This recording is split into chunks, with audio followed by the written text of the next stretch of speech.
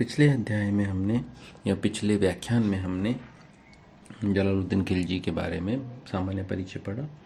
अब हम उसकी नीतियों की या उसके समय की प्रमुख घटनाओं के बारे में बात करेंगे इस समय।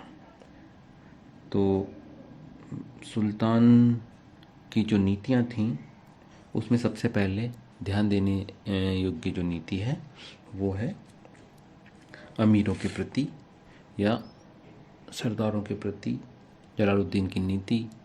और क्या उस समय के सरदारों के मन में कोई असंतोष था जलालुद्दीन को लेके, या क्या वो उसको शासक के रूप में उपयुक्त व्यक्ति नहीं मानते थे।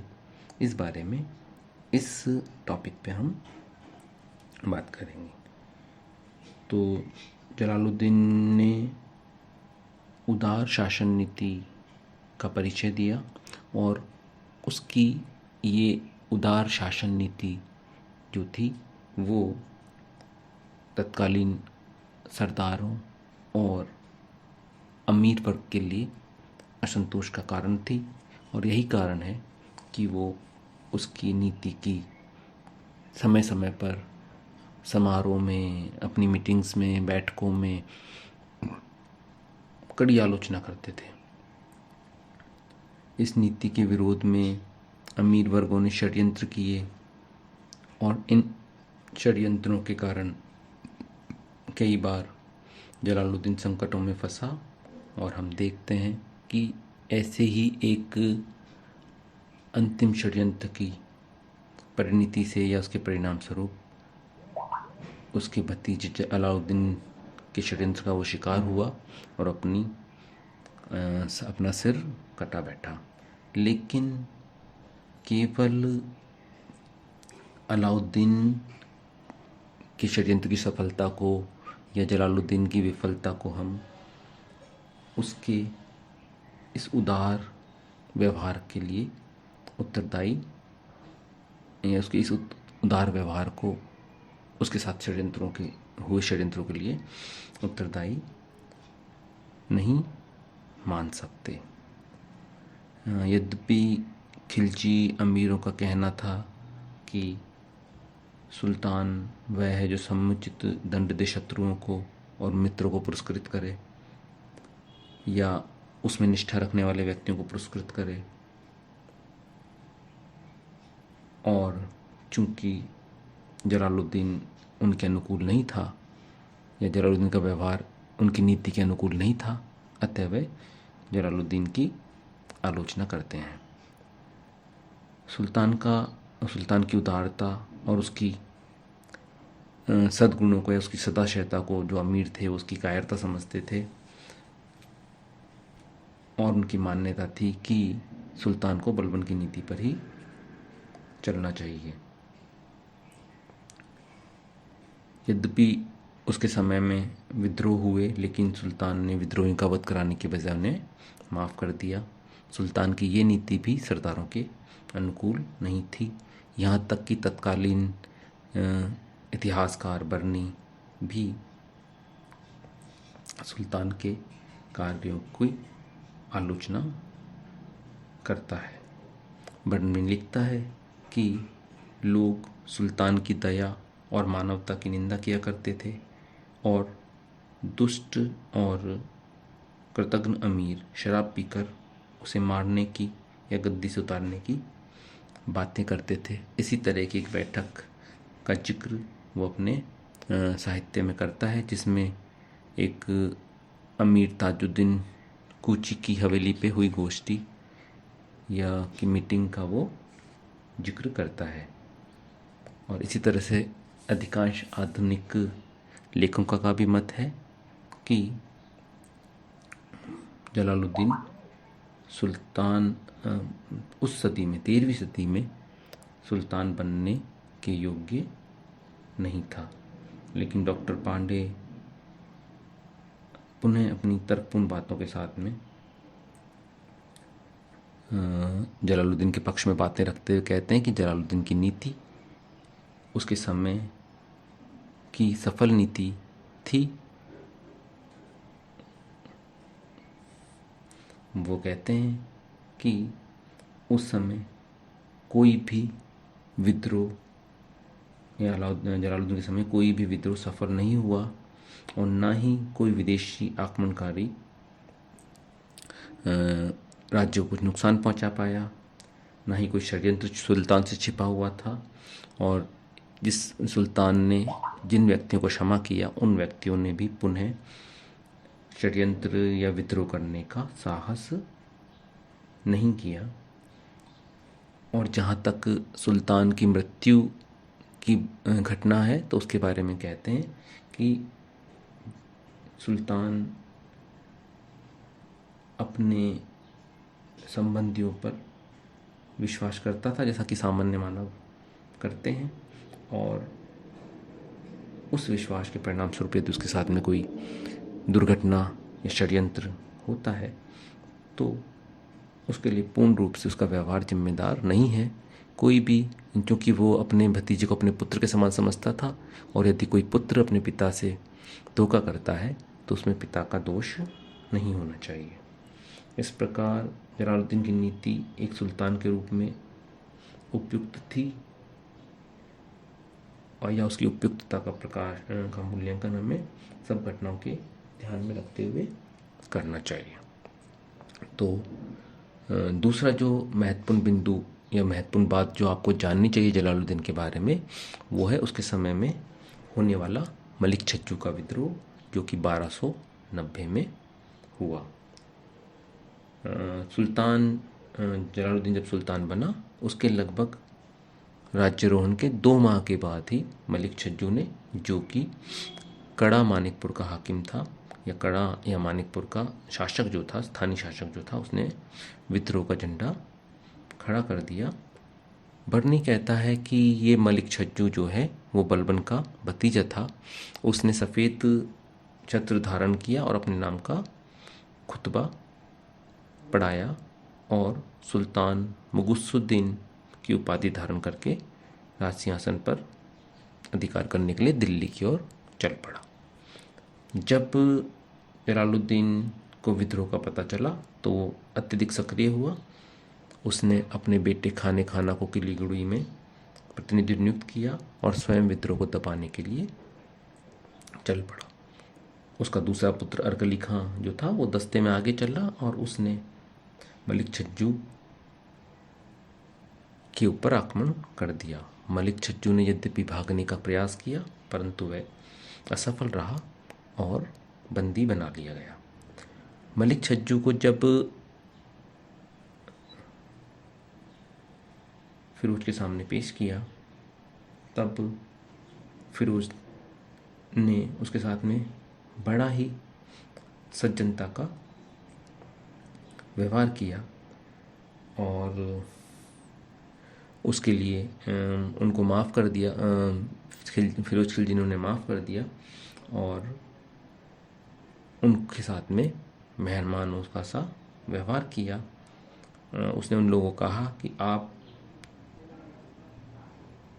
चूँकि पुराने शासक के हितैषी या समर्थन में आपने तलवार उठाई थी और आपने जो काम किया है वो ईमानदारी का किया है, बेईमानी का नहीं किया, इसलिए आपको क्षमा किया और उनके साथ में बिल्कुल मेहमानों का उसने व्यवहार किया।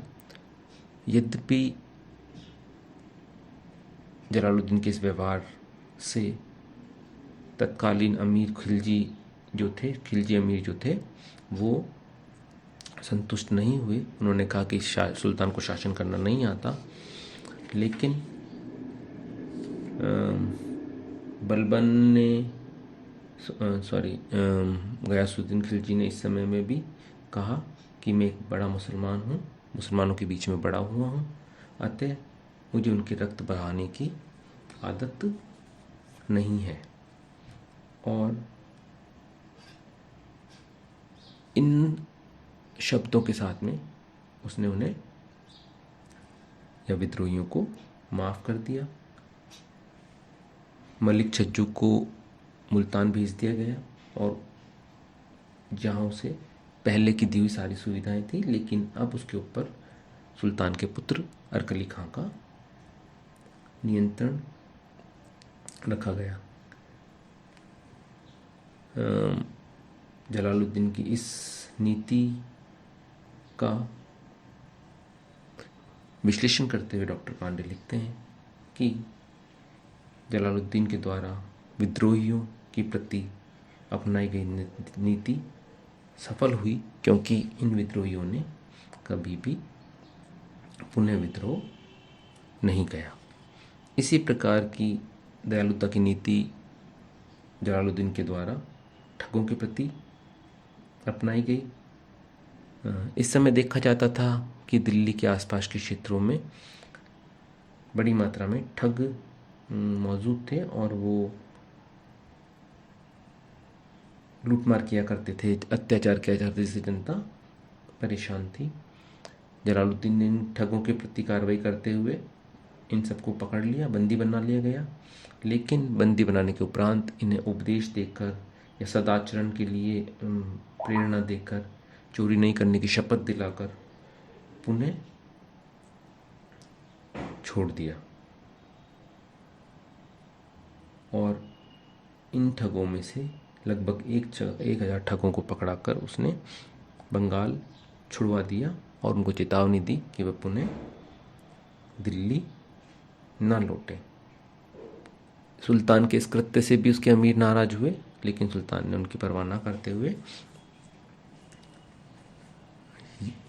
अपने निश्चय पर वो दृढ़ रहा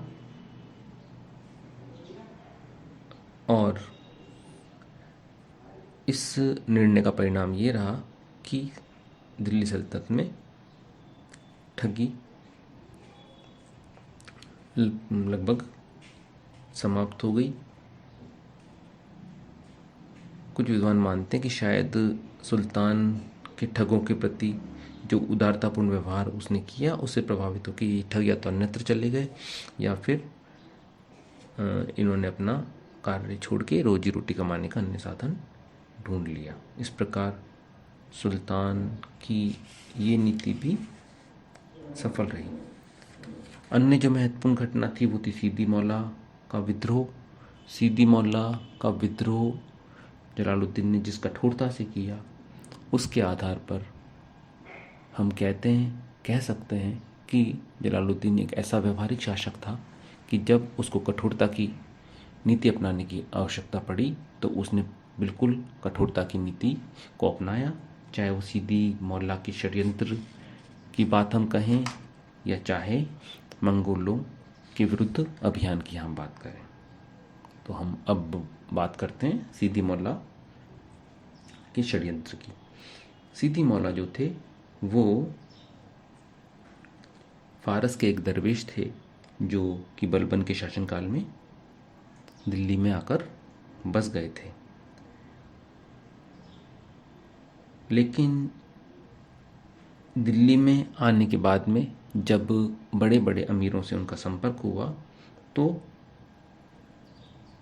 उनमें राजनीतिक शक्ति प्राप्त करने की इच्छा प्रबल हुई और वो दिल्ली की राजनीति में हस्तक्षेप करने लगे या उसमें वो इंटरेस्ट लेने लगे।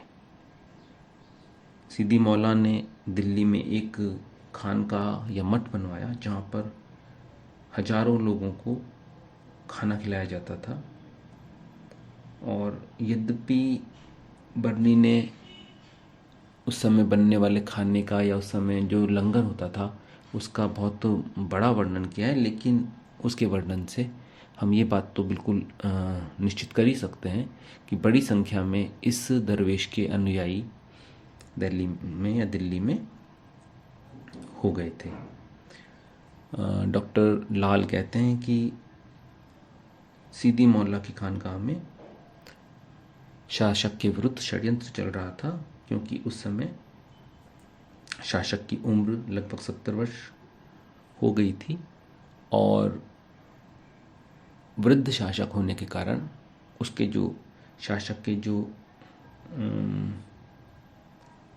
बेटे थे वो शासन प्राप्त करने के लिए आतुर हो गए थे और इस कारण राजधानी में 2 दल बन गए थे। एक दल जो था वो खाना के नेतृत्व में था, जिसने सीदी से गठबंधन किया या सीधी मौला से जिसने मेल जोल बढ़ाया, और दूसरा जो गुट था वो अरकली खां का था, जो स्वाभाविक रूप से इस संत के विरुद्ध ही होगा, क्योंकि उसका जो भाई है वो इस संत के साथ में, या ये जो संत है वो उसके भाई के समर्थन में था। एक दिन सीधी मौला की खानकाह में एक षड्यंत्र किया गया।